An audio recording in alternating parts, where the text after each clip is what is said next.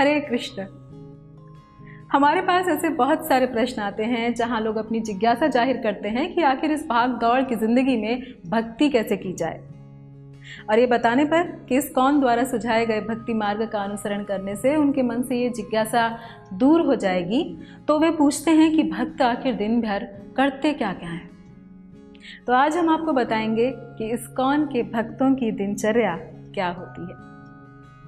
मंदिर में पूर्ण रूप से समर्पित भक्त जो अपना जीवन भगवान की सेवा करने के लिए गेरुआ वस्त्र धारण कर चुके होते हैं, उनकी दिनचर्या सुबह 3:30 बजे से शुरू होती है।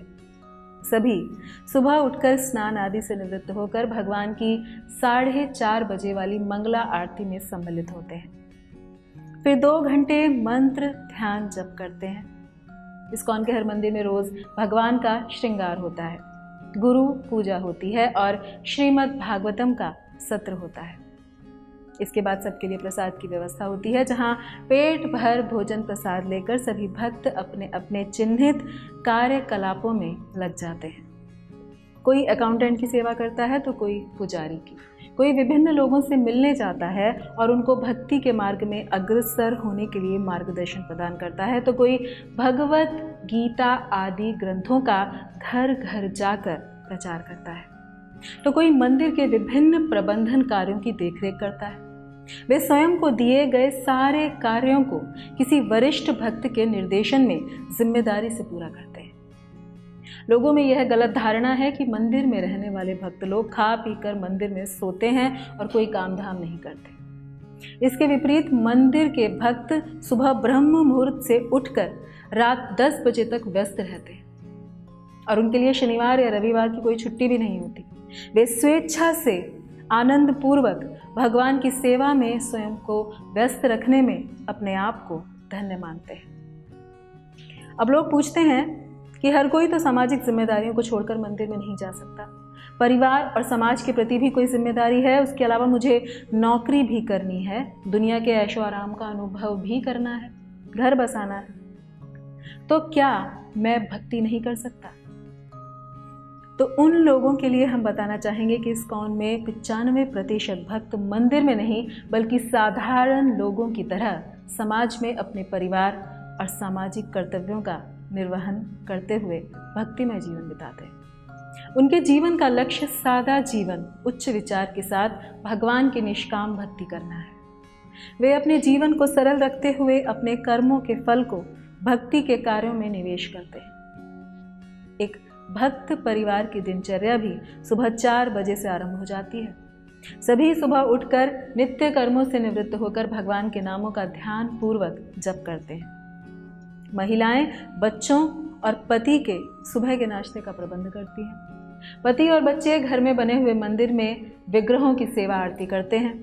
फिर सभी अपने अपने कार्यों के लिए घर से निकल जाते हैं। बच्चे स्कूल और पुरुष अपने नौकरी धंधे पर जाते हैं। घर में जो भी भोजन पकवान इत्यादि बनता है वह इस भावना से बनाया जाता है कि भगवान स्वयं इसे ग्रहण करेंगे और भगवान के विग्रहों के समक्ष भोग के लिए उसे प्रस्तुत किया जाता है। शाम को सब लोग अपने अपने घरों में गीता या भागवत का पाठ करते हैं या कुछ मित्रों को बुलाकर उनके साथ भगवत चर्चा करते हैं, कीर्तन करते हैं। सभी एक साथ भगवत भक्ति में अग्रसर होने के लिए एक दूसरे का साथ देते हैं। इस प्रकार एक लक्ष्य भगवत भक्ति में सभी आनंद पूर्वक अपना सामाजिक जीवन जीते हुए भक्ति भी करते हैं। फिर लोग पूछते हैं कि समाज में तो विभिन्न प्रकार के लोग होते हैं, उनके साथ कैसे रहते हैं? इसके लिए आचार्य बताते हैं कि भक्तों को समाज में वैसे ही रहना चाहिए जैसे कीचड़ युक्त पानी में कमल रहता है। कमल उस परिस्थिति में रहता हुआ भी उससे अछूता रहता है।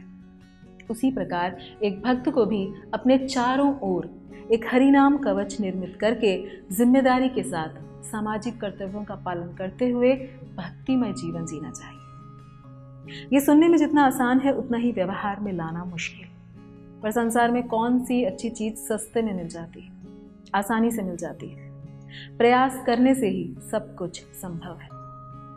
जिस प्रकार हम जीवन में आनंद और शांति के लिए अन्य योजनाएं बनाते हैं, पर इतिहास गवाह है कि कोई भी योजना सफल नहीं हुई है। परंतु यह कठिन लगने वाले मार्ग को लक्ष्य को पाने में सबसे कारगर और अचूक सिद्ध हुआ है। अगला ये प्रश्न पूछा जाता है कि लोग मनोरंजन के लिए क्या करते हैं। तो पहली बात, मनोरंजन की आवश्यकता तो तब पड़ती है जब मन थका हुआ हो, पर भक्त भक्ति में प्रफुल्लित और आनंदित रहते हैं। मन बहलाने के लिए यदा कदा विभिन्न तीर्थ स्थानों पर या फिर भगवान से संबंधित धामों की यात्रा करते हैं। इस प्रकार भक्ति और भगवान केंद्रित जीवन जीते हुए सुखपूर्वक जीवन व्यतीत करते हैं। ये बहुत ही व्यवहारिक है और सरल है। अतः हमारा आप सबसे भी अनुरोध है कि कृपया निकटतम इस्कॉन मंदिर में जाकर इस मार्ग के विषय में अधिक जानकारी लें या हमसे फ़ोन पर संपर्क करें और अपना जीवन शांतिमय और सुखमय बनाएं तथा भगवान के प्रिय बने। धन्यवाद। हरे कृष्ण। ऐसे ही और भक्तिमय कार्यक्रमों के लिए देखिए हरे कृष्णा टेलीविजन। इसे प्राप्त करने के लिए आप अपने केबल अथवा DTH ऑपरेटर से संपर्क करें तथा और अधिक जानकारी के लिए आज ही डायल करें 8767 845 845।